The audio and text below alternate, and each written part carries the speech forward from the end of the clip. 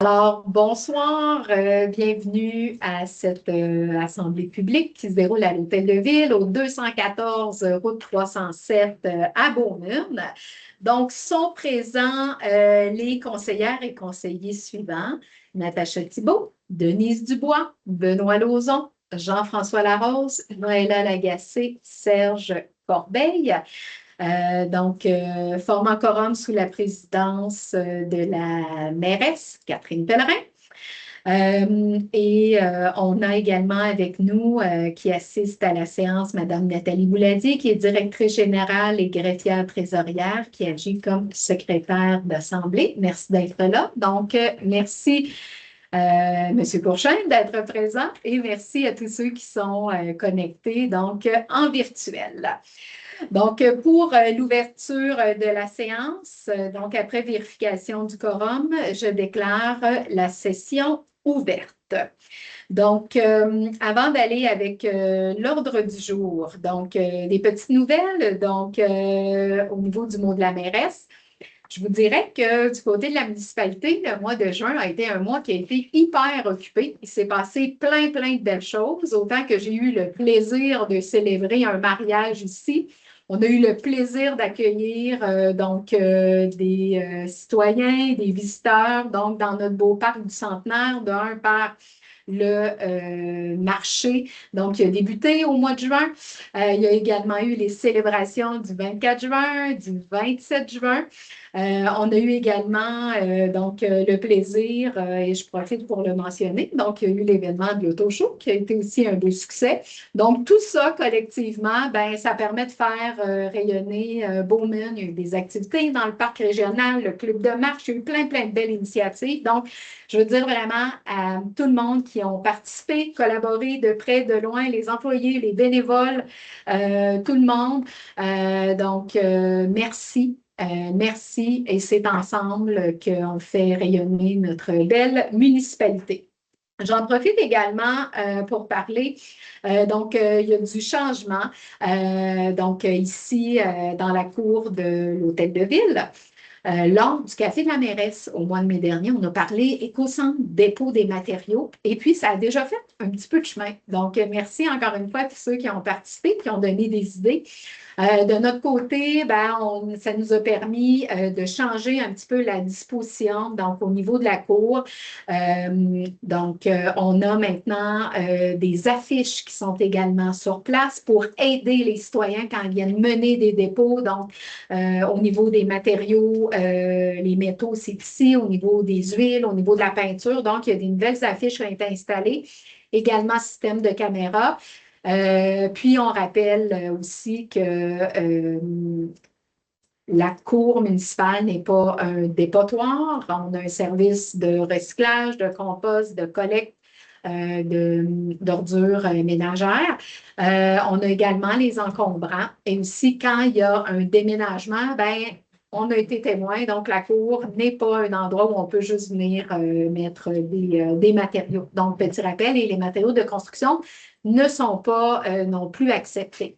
Ceci étant dit, merci de votre précieuse collaboration.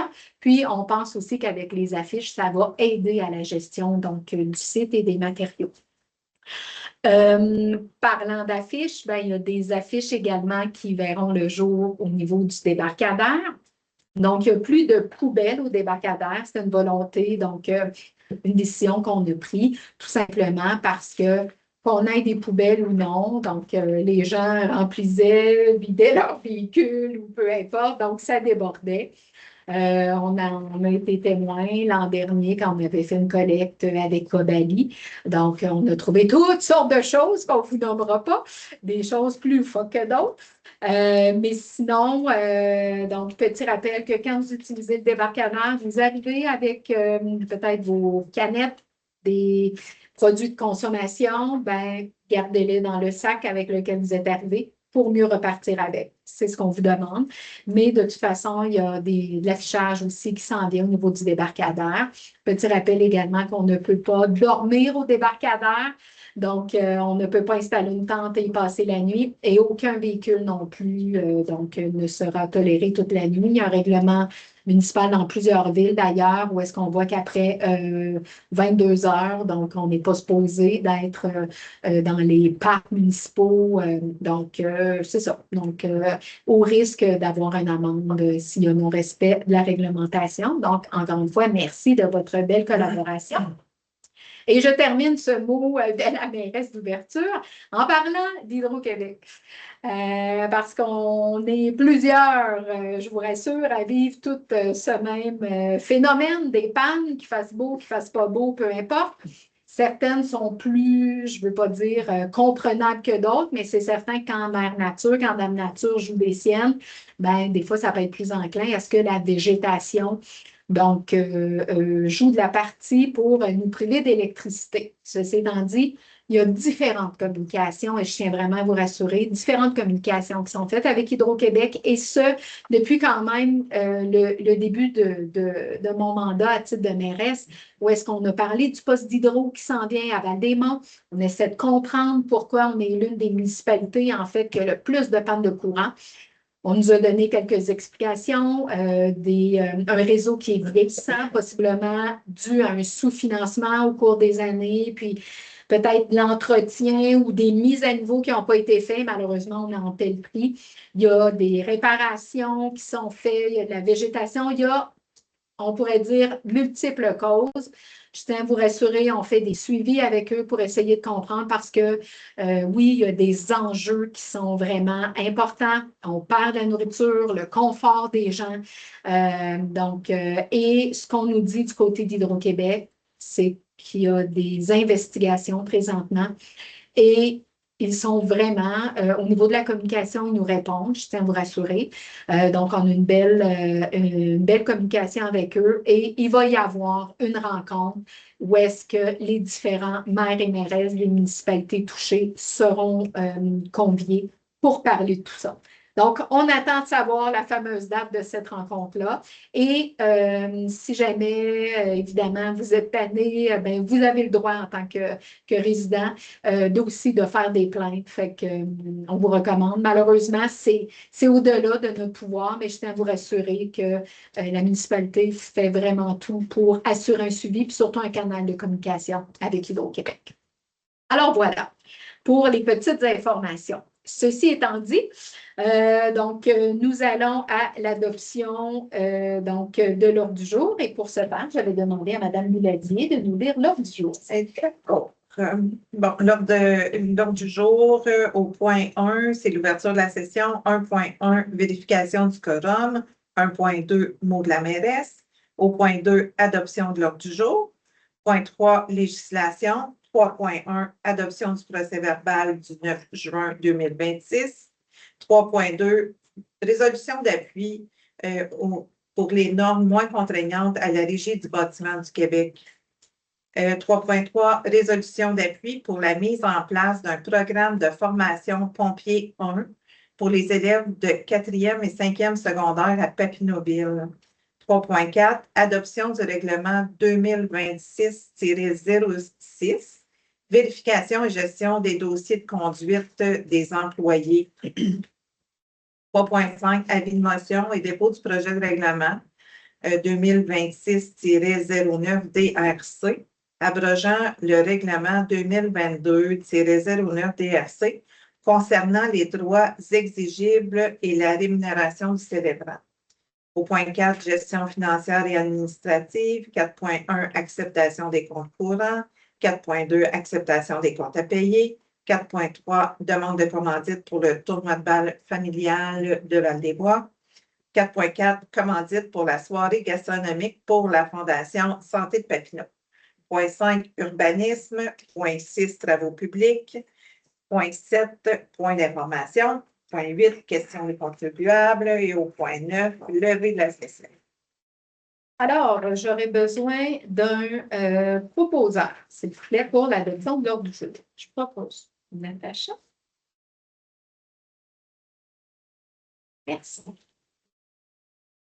Alors, 3.1, législation, donc adoption du procès-verbal du 9 juin 2026. Donc, il est résolu que le procès-verbal du 9 juin soit adopté. J'aurais besoin d'un proposeur. Propose. Denise. 3.2, donc résolution d'appui normes moins contraignantes à la Régie du bâtiment du Québec, comme ça touche les travaux publics. Je vais demander à Benoît. Oui, donc on fait une résolution d'appui pour un peu diminuer les restrictions lorsqu'il y a adoption de nouveaux règlements au Code du bâtiment, un peu pour alléger les finances des municipalités. Donc, lorsqu'il y a des projets en cours de planification, souvent, ils vont être planifiés avec les codes en vigueur présents. Mais par le temps que le projet soit mis en place, mais les codes peuvent changer puis qui peuvent amener des coûts supplémentaires.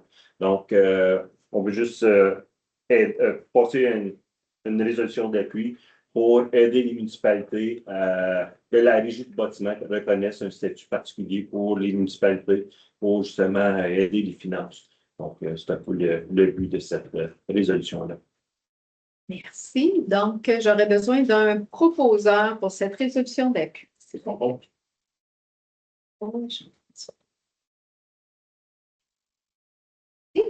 3.3, résolution d'appui pour la mise en place d'un programme de formation pompier 1 pour les élèves 4e et 5e secondaires à Papineauville, comme on touche au niveau du service de sécurité incendie. Benoît, s'il vous plaît. Donc, encore une fois, notre résolution d'appui, c'est que pour offrir justement une formation au niveau secondaire, pour garder les étudiants sur les bancs d'école, certains étudiants sur les bancs d'école. 2, pour aider la pénurie là, de main-d'œuvre ou de recrutement des services incendies, donc de pompiers et de pompières. Pour les municipalités, surtout à temps partiel, donc pompiers volontaires. Donc, ça va aider à aller chercher, à former les pompiers, puis à garder l'intérêt des étudiants. Donc, des fois, ils ne sont pas sûrs.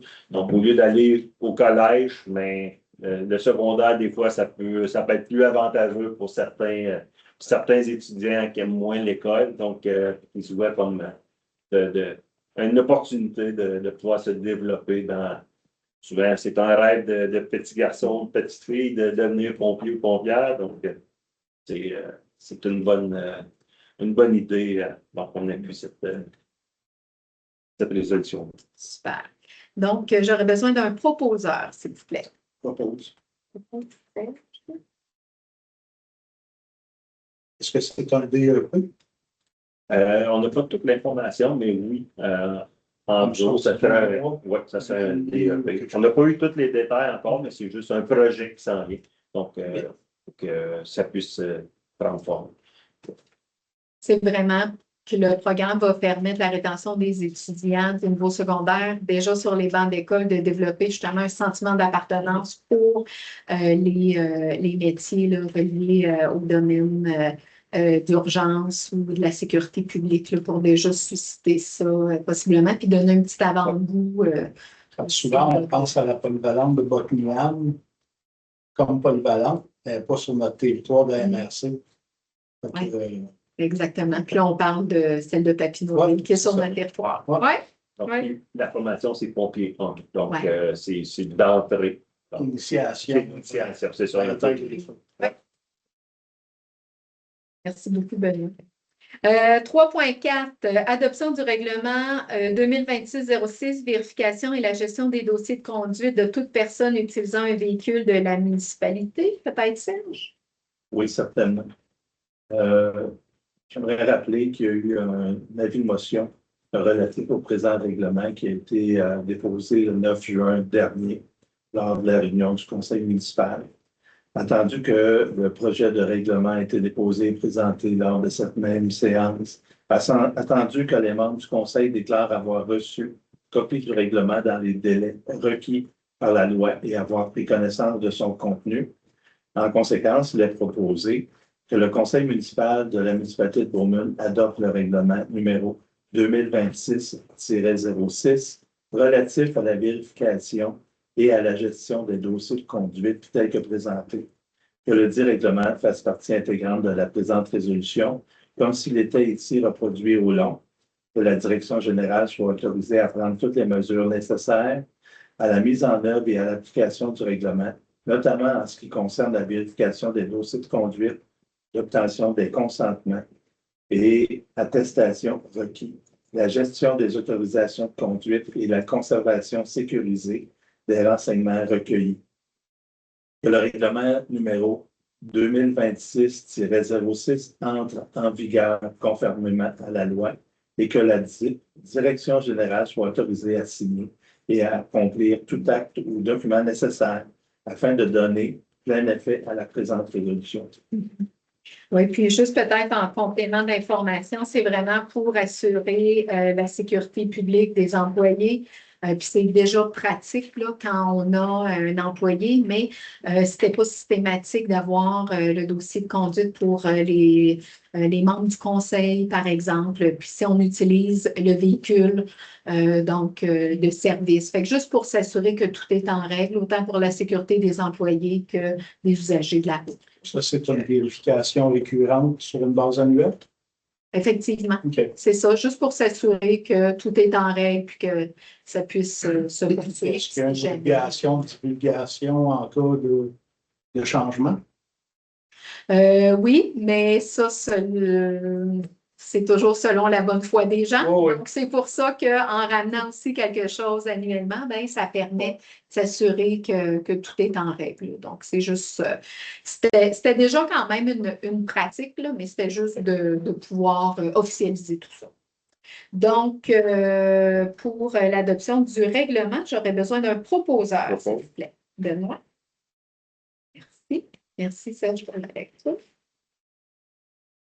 3.5, donc avis de motion et dépôt du projet de règlement 2026-09 DRC abrogeant la réglementation 2022-09 DRC concernant les droits exigibles et la rémunération du célébrant. Denise? Un avis de motion est donné par annonçant la présentation lors d'une séance ultérieure du règlement numéro 26-09 DRC concernant les droits exigibles et la rémunération du célébrant. Le projet de règlement est déposé et remis aux membres du Conseil. Donc, il y a eu aussi, depuis 2022, des petits changements au niveau de la loi, au niveau de la rémunération. Fait que c'est juste pour s'assurer qu'on est en concordance avec ce qui se fait là, au niveau des bonnes pratiques. Donc, j'aurai besoin d'un proposeur. C'est propose. Merci. Gestion administrative et financière, 4.1. Donc, acceptation des comptes courants. Jean-François? Oui, encore dépensé pour offrir des bons services. Alors, il a proposé que les comptes courants du mois de juin 26 totalisent la somme de 42 125,67 soient acceptés, ainsi que les salaires totalisant 34 469,3 sous, pour un total de 76 594,70. Parfait, merci. J'aurais besoin d'un proposeur. Maintenant, 4.2, acceptation des comptes à payer. T'es bien parti, Jean-François. Tu continues? Il a résolu que, j'ai proposé que le compte à payer totalise 75 241,79. Accepté. Accepté. Parfait. Donc, un proposeur. Serge. Oh, je gagne pas. Pas du cas. Donc, 4.3, demande de commandite pour le tournoi de bal familial. Denis. Attendu que Mme Jessica Maheu, membre du comité organisateur pour le tournoi de Balmol de Val-des-Bois, a fait une demande de commandite pour la préparation du tournoi de bal familial qui se tiendra du 17 au 19 juillet prochain. Attendu que ce tournoi est un incontournable pour la rencontre des familles pour la municipalité de Beaumont et Val-des-Bois. Il est proposé que le Conseil accepte de remettre des certificats cadeaux du marché public pour les tirages lors de la tenue de l'événement à la municipalité de Val-des-Bois. Merci beaucoup. J'aurais besoin d'un proposeur, s'il vous plaît. Denise. 4.4, demande de commandite pour la soirée gastronomique pour la Fondation Santé Papineau. Natacha? Attendu que la Fondation Santé de Papineau organise le 24 octobre 2026 un souper gastronomique bénéfice visant à recueillir des fonds pour l'acquisition d'un appareil Lucas de réanimation et de massage cardiaque mécanique destiné au service d'urgence de la Petite Nation à Saint-André-à-Blanc. Attendu que l'acquisition de cet équipement contribuera à l'amélioration des soins d'urgence offerts à la population de la région. Attendu que la Fondation Santé de Papineau propose différentes possibilités de partenariat et de visibilité aux organisations souhaitant soutenir la tenue de cet événement. Attendu que le conseil municipal souhaite soutenir la mission de la Fondation Santé de Papineau et contribuer à cette campagne de financement au bénéfice de la population. En conséquence, il est proposé que le conseil municipal de la municipalité de Beaumune autorise une contribution financière de 500 $ à la Fondation Santé de Papineau dans le cadre du souper gastronomique 2026. Que cette contribution soit versée sous la forme d'un partenariat bronze, conformément au plan de partenariat et de visibilité 2026 présenté par la Fondation Santé de Papineau, et que la dépense soit imputée au poste budgétaire approprié. Que la directrice générale et greffière trésorière soient autorisées à signer pour et au nom de la municipalité de Beaumune tout document nécessaire afin de donner plein effet à la présente résolution. Merci. J'aurais besoin d'un proposeur. Propose. Excellent. Donc, point 5, urbanisme. En fait, il n'y a aucun point qui est traité sur cette brique-là. Même chose au niveau du point 6, travaux publics. Il n'y a aucun point traité sous cette rubrique. Ce qui nous amène au point 7, le point d'information. Donc, si on va au niveau du point d'information en loisirs, culture et patrimoine, donc on a eu le privilège d'avoir 2 belles fêtes, soit le 24 et le 27 juin. Donc, peut-être si on débute avec le 24 juin, Denis. Merci, Catherine. Excusez-moi ma voix. Voici le compte-rendu du 24 juin que notre municipalité, sous le thème commémoratif du 75e anniversaire de naissance de Guy Lafleur, vous a offert pour le 24 juin. Par la suite, ma collègue Noëlla va vous parler du 27 juin, que c'est la fête à Beaumune. On pourrait dire c'était la fête à Beaumune. Le 24 juin, nous avons fêté la Fête nationale du Québec en voulant faire connaître nos organismes qui travaillent très fort pour nous divertir durant toute l'année. Alors, la Grande Tablée est née en collaboration avec nos organismes. C'est un immense merci d'avoir accepté notre demande de participer à la toute première, la Grande Tablée. L'activité a débuté vers les 10 heures pour se terminer vers les 21 heures et plus, et faire et nettoyer. Et toutes les associations ont participé. Voici les noms des associations qui ont participé. Et je voulais les mentionner parce que nous en avons pas beaucoup et je trouve que leur enthousiasme de venir participer à cette grande tablée a fait un grand succès.